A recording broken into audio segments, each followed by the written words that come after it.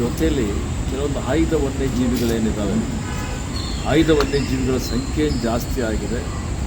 ಈಗ ಆ ಸಂಖ್ಯೆಗೆ ಸ್ವಲ್ಪ ಆದರೂ ಕಡಿವಾಣ ಹಾಕುವಂಥದ್ದು ಅವಶ್ಯಕತೆ ಇದೆ ಅಂತ ನನ್ನ ವೈಯಕ್ತಿಕ ಒಂದು ಭಾವನೆ ಇದೆ. ಏಕೆ ಅಂತ ಹೇಳಿದರೆ, ಇವತ್ತು ನಾವು ನೋಡ್ತಾ ಇದ್ದೇವೆ, ಇದರಿಂದ ಭಾಳಷ್ಟು ಸಂಘರ್ಷವೂ ಜಾಸ್ತಿ ಆಗ್ತಾಯಿದೆ, ಮಾನವ ಪ್ರಾಣ ಹಾನಿ ಆಗ್ತಾಯಿದೆ, ನಗರೀಕರಣ ಆಗಿದೆ.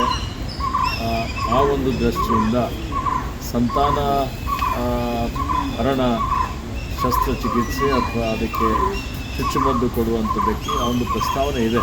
ಅಂದರೆ ಪಟ್ಟಿ ಮಾಡಿದ್ದೀರಾ ಸರ್? ಹೀಗಾಗಿ ಇನ್ನೂ ಪಟ್ಟಿ ಇಲ್ಲ, ಹಿರಿಯ ಅಧಿಕಾರಿಗಳ ಜೊತೆಯಲ್ಲಿ ಚರ್ಚೆ ಮಾಡಬೇಕು ಅಂತ ಹೇಳಿ ಒಂದು ತೀರ್ಮಾನವನ್ನು ಮಾಡಿದ್ದಾರೆ. ಈ ವಿಷಯ ಸರ್ವೋಚ್ಚ ನ್ಯಾಯಾಲಯದಲ್ಲಿ ಬಾಕಿ ಇದೆ. ಸರ್ವೋಚ್ಚ ನ್ಯಾಯಾಲಯಕ್ಕೂ ಒಂದು ಪ್ರಸ್ತಾವನೆ ಸಲ್ಲಿಸಿ ಒಟ್ಟಿಗೆ ನಮ್ಮ ಉದ್ದೇಶ ವನ್ಯಜೀವಿಗಳ ಸಂರಕ್ಷಣೆನೂ ಆಗಬೇಕು, ಜೊತೆಯಲ್ಲಿ ಮಾನವ ಸಂರಕ್ಷಣೆ ಆಗುವಂಥದ್ದು ಭಾಳ ಅವಶ್ಯಕತೆ ಇದೆ. ಮಾನವ ಪ್ರಾಣ ಹಾನಿ ಆಗಬಾರ್ದು ಅನ್ನುವಂಥದ್ದು.